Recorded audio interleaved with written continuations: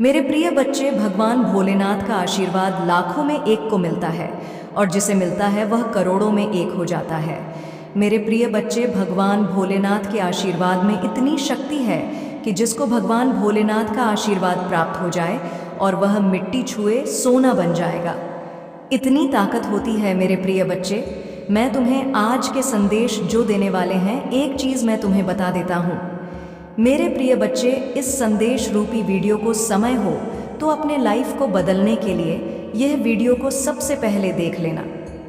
मेरे प्रिय बच्चे, तुम्हारे लिए बहुत बड़ी बड़ी खुशखबरी है और कुछ सावधानियां विधि हैं। मेरे प्रिय बच्चे, भगवान भोलेनाथ आपसे कह रहे हैं कि इस महीने के अंत तक ऐसी खुशखबरी मिलेगी, तुम खुशी से उछलने लगे, नाचने लगे, क्योंकि मेरे प्रिय बच्चे, मेरी कृपा और चमत्कार तुम्हारे लिए नई स्थितियां बन जाएंगे। मेरे प्रिय बच्चे, भगवान भोलेनाथ कहते हैं, यदि आज किसी ने तुमसे यह नहीं कहा कि तुम बहुत सुंदर हो, तुमसे प्यार किया जाता है, तुम्हारी ज़रूरत है, तुम जितना सोचते हो उससे अधिक मजबूत हो, तुम सब कुछ कर सकते हो, इसके माध्यम से मुझे बहुत खुशी है कि तुम जीवित हो, ऐसा कभी मत देना। ऊपर महादेव जी चाहते हैं तुम्हारे लिए सब कुछ अचानक घटित होगा। सभी निराशा, चुनौतियाँ, संघर्ष, उतार चढ़ाव सभी के जीवन में आते जाते रहते हैं। इसीलिए मैं तुम्हारे प्रभु तुमसे कह रहे हैं कि मेरे प्रिय बच्चे, मेरे साथ इस संदेश में अब तक बने रहो, ताकि मैं तुम्हारी सभी समस्याओं का जड़ से आत्मा कर सकूं और तुम एक अच्छे जीवन का अनुभव महसूस कर सको, अपने जीवन में खुशियों का वह पल देख सकूं जो अभी तुमसे दूर है। इसलिए मैं तुम्हारे पास आया हूं कि तुम अपनी सभी व्यवस्थाओं, अर्थव्यवस्थाओं, भौतिक व्यवस्थाओं, सभी का सही तरीके से पूर्ति हो जाए। यही मेरा तुम्हारे लिए उद्देश्य है, जो मैं तुम्हारे लिए चलकर तुम्हारे पास स्वयं आया। मुझे आशा है कि तुम मेरी बात को मान गए होंगे और इस संदेश को अंत 888 तक सुन लेने का निर्णय अपने मन में ठान लिया होगा। मेरे प्रिय बच्चे, अनर्थ होने से रोक लो, अब भी समय है। यदि तुम अब समझ जाते हो तो तुम्हारे लिए बहुत ही अच्छा है, और यदि नहीं समझते हो तो वह फिर तुम ही जानो, मैं कुछ नहीं जानता। अभी समय है, समझ जाओगे तो तुम्हारा ही भला होगा, अन्यथा मैं भी तुम्हारा साथ नहीं दूंगा, क्योंकि जब परिस्थिति अनुकूल हो जाएगी और मेरे बस में नहीं रहेगी, तब तुम मुझे कोई बात बताओगे या कुछ बताओगे तो मैं भरकर पाने में सक्षम नहीं हो पाऊंगा। इसीलिए मैं अभी तुमसे कहता हूँ कि उसे अनर्थ उनको जो तुम करने जा रहे हो और तुम्हारे सगे संबंधी, तुम्हारे परिवार वाले कुछ करने जा रहे हैं, उन चीज़ों को रोकने का प्रयास करो। कौन अनर्थ कर रहा है, तुम्हारे घर का कोई सदस्य, इस चीज़ से पूरी जानकारी के लिए इस संदेश को पूरा सुने। मेरे प्रिय बच्चे, इस संदेश में आगे बढ़ने से पहले तुम्हारे प्रभु भोलेनाथ जी की एक छोटी सी प्रार्थना है। तुमसे यदि स्वीकार है तो इस संदेश देश को तुरंत अभी के अभी लाइक कर दीजिए और हमारे चैनल को सब्सक्राइब करके कमेंट में जय भोलेनाथ, जय माता पार्वती, हर हर महादेव, जय श्री राम, जय काली माता टाइप कर दीजिए। जैसे ही तुम मेरे इतने नामों की हाजिरी कमेंट बॉक्स में बचाओगे, वैसे ही मेरी सर्वश्रेष्ठ शक्ति तुम्हारी ओर प्रस्थान कर देगी। तुम्हारा पता, तुम्हारा घर ढूंढते हुए वह तुम्हारे पास आ जाएगी। तुम्हारी सही व्यवस्थाओं को सुनिश्चित करने के लिए, तुम्हें यह सब चीज़ पर्याप्त करने के लिए जो तुम आज तक पाने में असमर्थ रहे हो। कई बार देखा होगा, जब तुम्हारी आवश्यकता है बहुत अधिक होती है और तुम पूर्ण कर पाने में सफल नहीं होते हो, सब कुछ तुमसे दूर होता चला जाता है। तुम उसके पास जाना चाहते हो, उतना तुमसे दूर चला जाता है, जितने करीब उसके जाते हो वह उतनी दूरी तुमसे बनाता रहता है। ऐसी स्थिति में तुम्हें अपने आप पर संयम देना चाहिए और अपने अंतरात्मा, न अपनी हार के बारे में कभी रोने का प्रयास करो। मेरे प्रिय बच्चे, हारते वही हैं जो तने की उम्मीद लेकर लड़ते हैं, परंतु यदि लड़के ही नहीं तो जीतोगे कैसे? तुम मेरे प्रिय बच्चे हो, जीतने वाले से ज़्यादा महान हारने वाला होता है, क्योंकि उसने अपने अंदर उस उत्साह, उस ज़मीन को बनाया है जो लड़ाई लड़ने के लिए पर्याप्त थी, परंतु कुछ दिक्कत की वजह से वह उसमें असफल हो गया, हार गया। तो उसमें यह सिद्ध हुआ कि उसने कम से कम अपने भीतर हिम्मत तो लगाई थी कि मैं उसे ओके हूँ, उसे लड़ने के लिए तत्पर हुआ हूँ। तुम मुझे कुछ ना कुछ मिलेगा ही। तू मेरे प्रिय बच्चे, कभी भी तुम कुछ करो, कोई काम हो या कुछ हो, तो जीतने की उम्मीद लेकर ना करो, क्योंकि यदि तुम ना जीत पाए और हार गए तो तुम्हारे अंदर चिंताएं और शंकाएं उत्पन्न हो जाएंगी, और यदि तुम्हारे अंदर चिंता उत्पन्न हो गए तो वह तुम्हारे लिए बहुत ही घातक सिद्ध होगी और बाद में तुम्हें दर्द भी हो सकता है। तो मेरे प्यारे बच्चे, मैं तुमसे यही बताना चाहता हूँ कि तुम जो अनार कर रहे हो उसे तुरंत रोक लो। मेरे प्रिय बच्चे, तुमने जो जाने अनजाने उसका कार्य को अंजाम दिया है, उस कार्य पर अभी विराम लगा दो, तभी तबीयत मेला देखने को मिलेगा, अन्यथा कुछ नहीं। मेरे प्रिय बच्चे, आप भी समय है। यदि इस पर विचार कर ले जाते हो और समझ ले जाते हो तो उसे पर कोई अपनी प्रतिक्रिया व्यक्त करके तुम्हारे अपने सहानुभूति दे सकते हैं। मेरे बच्चे, आपके जीवन में मेरी महिमा का प्रमाण खुले दिल से रहे और उस चमत्कार के लिए तैयार रहे जिसके लिए आप प्रार्थना कर रहे हैं। मेरी कृपा और प्रेम से अभिभूत होने के लिए तैयार हो जाएं। मुझे अपनी दिव्य योजना के अनुसार चमत्कार करने के लिए अपने जीवन के हर हिस्से में आने दें। समझे कि आपके रास्ते में आने वाला चमत्कार सिर्फ आपके लिए नहीं है। महादेव जी कहते हैं, मैं आपके जीवन में जो अविश्वसनीय काम करूंगा उसे अपने पास मत रखिए। जब आप अपनी सफलता का अनुभव करें तो इसे साझा करें।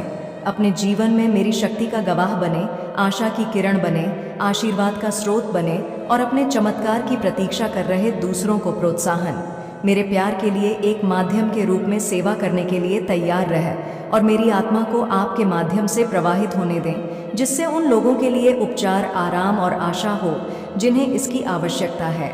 अपनी यात्रा को अंधेरे में एक रोशनी के रूप में चमकने दें, यह साबित करते हुए कि मेरे साथ कुछ भी नहीं है, पहुंच से परे है, मेरे सही समय पर भरोसा भी है। आप हमेशा समझ नहीं सकते हैं, लेकिन जानते हैं कि मैं नियंत्रण में हूँ। यदि आप मेरे वादों को तुरंत पूरा होते नहीं देखते हैं तो हिम्मत मत हारिए या हार मत मानिए। विश्वास बनाए रखिए, क्योंकि मैं हमेशा आपके लिए काम कर रहा हूँ। अच्छा है, तुम्हारी खुशी मुझ पर केंद्रित है। मेरे शब्द और मेरे वादे तुम्हारे आसपास के शोर से विचलित नहीं होते हैं। मैं तुम्हारा प्यारा पिता हूँ जो तुम्हें ठीक करने के लिए उत्सुक हूँ और तुम्हें जितना तुम सोच सकती हो उससे अधिक आशीर्वाद दूंगा। मेरे प्यारे बच्चे को कभी मत भूलना जो मेरे साथ तुम्हें मिलेगा, मार्गदर्शन, ज्ञान और सांत्वना। चाहे कितनी भी परीक्षा हो, मैं आज एक पल के लिए भी आपका साथ नहीं छोड़ूंगा और हर दिन अपने दिल में यह ज्ञान रखना कि मैं हमेशा आपके साथ हूँ। चाहे आपको कितना भी इंतज़ार करना पड़े, चाहे यात्रा में कितनी भी कठिनाइयाँ क्यों ना हो। ऐसा प्रतीत होता है कि आपके कार्य ईमानदारी और बुद्धिमत्ता के साथ किए जाने पर फले फूलेंगे। मैं वहीं आपके साथ हूँ, आपका समर्थन कर रहा हूँ और आपको सशक्त बना रहा हूँ। आप इस रास्ते पर अकेले नहीं चल रहे हैं। बस अपना विश्वास बनाए रखें और बिना किसी हिचकिचाहट के मेरे वादों पर विश्वास करें। अगर सफलता तुरंत नहीं मिलती है तो निराश हो जाइए, क्योंकि सबसे अप्रत्याशित क्षण में बिल्कुल सही समय पर आपकी सफलता आएगी।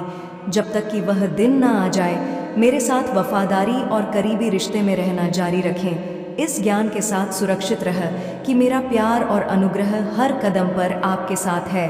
अपने आंसू रोको, मैं यहाँ तुम्हें आशीर्वाद देने और समृद्ध करने के लिए हूँ। तुम क्यों रो रहे हो और डर से कांप रहे हो? तुम पीछे क्यों देखते हो और इस बात की चिंता करते हो कि दूसरे क्या सोचेंगे? तुम मुझसे अपनी आंखें क्यों फेर लेते हो, जबकि वह सब कुछ जो तुमने कभी चाहा है और जिस खुशी की आप तलाश कर रहे हैं वह ठीक आपके सामने है? क्या आप भूल गए हैं कि मैं आपके साथ हूँ? महादेव जी कहते हैं, मैंने आपकी देखभाल करने, आपकी रक्षा करने और आपकी सभी ज़रूरतों को पूरा करने का वादा किया है। मैं यहाँ हूँ मेरे बच्चे, न्याय करने के लिए नहीं बल्कि आपको आशीर्वाद देने के लिए, ताकि आप फले फूले और आगे बढ़े, अपने दिल की इच्छाओं को पूरा करें। आपके जीवन में इन सभी आशीर्वाद के प्रकट होने के लिए मेरे प्यार पर भरोसा करना और मेरी शक्ति पर विश्वास करना आवश्यक है। मेरे पास आपके लिए जो कुछ भी है वह उन लोगों के लिए प्यार और दयालुता का उपहार है जिन्होंने मुझ पर अपना विश्वास रखा है। झूठी आवाज़ों को उन आशीर्वाद को छीनने ना दें जिनका मैंने आपसे वादा किया है।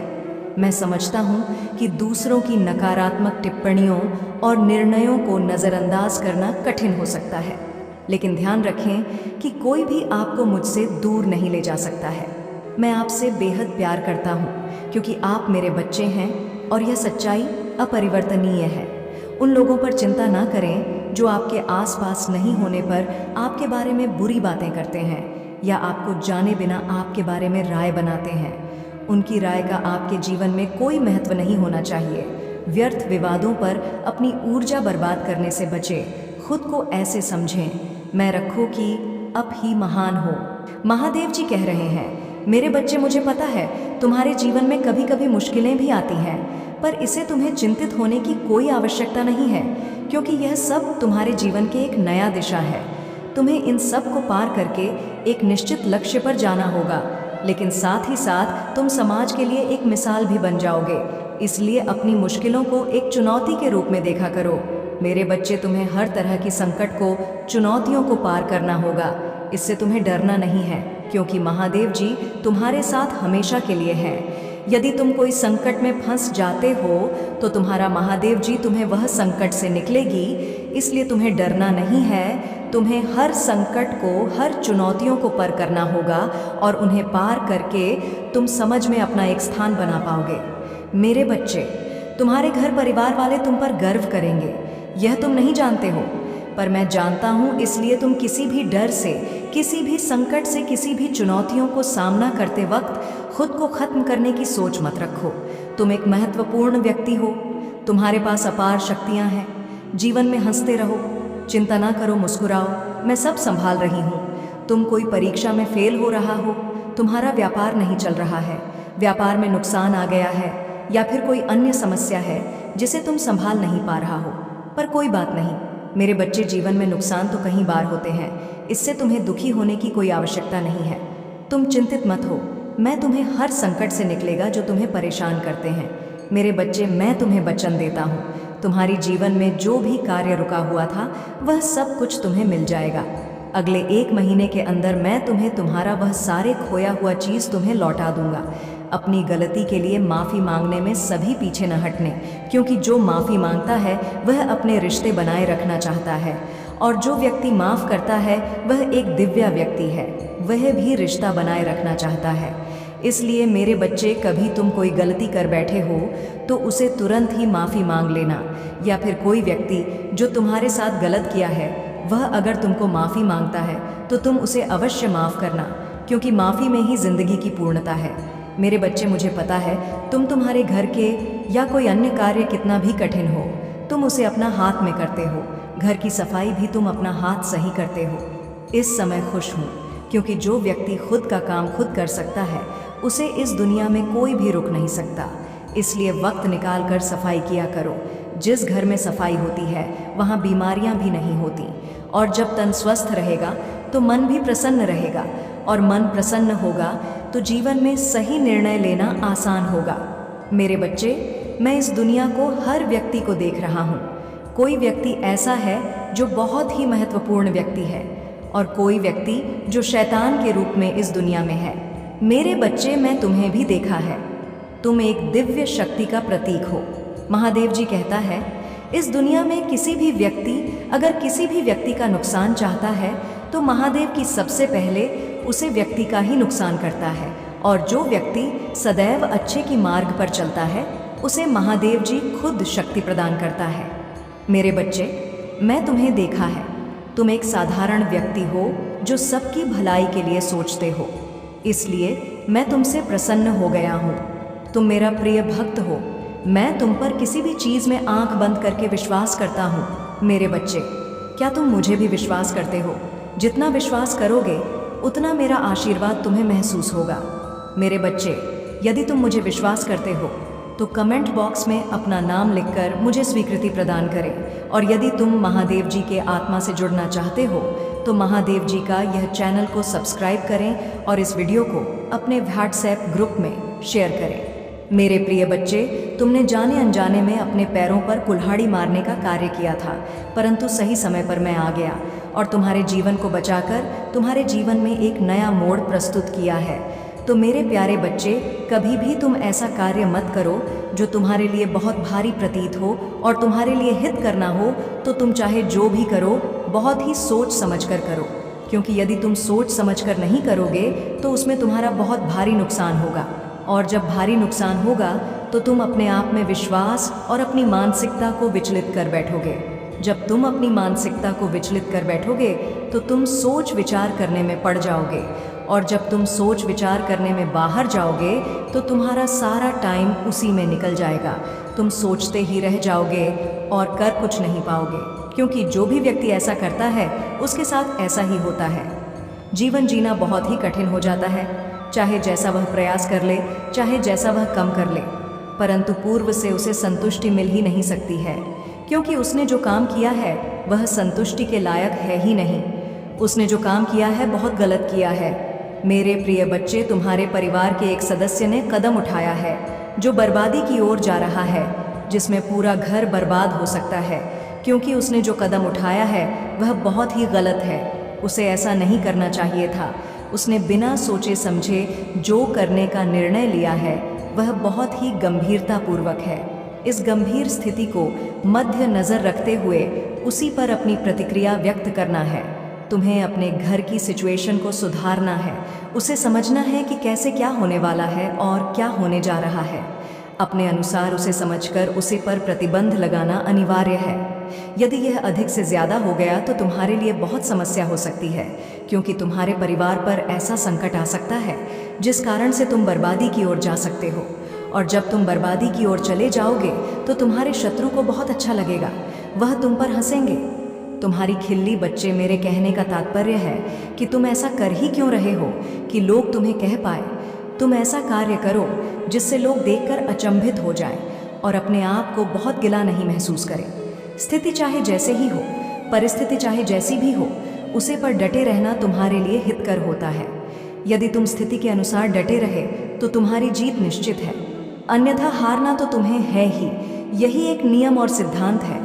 यहाँ व्यक्ति को स्थिति के अनुसार कार्य करना चाहिए। यदि ज़्यादा खराब हो तो घबराना बिल्कुल नहीं चाहिए।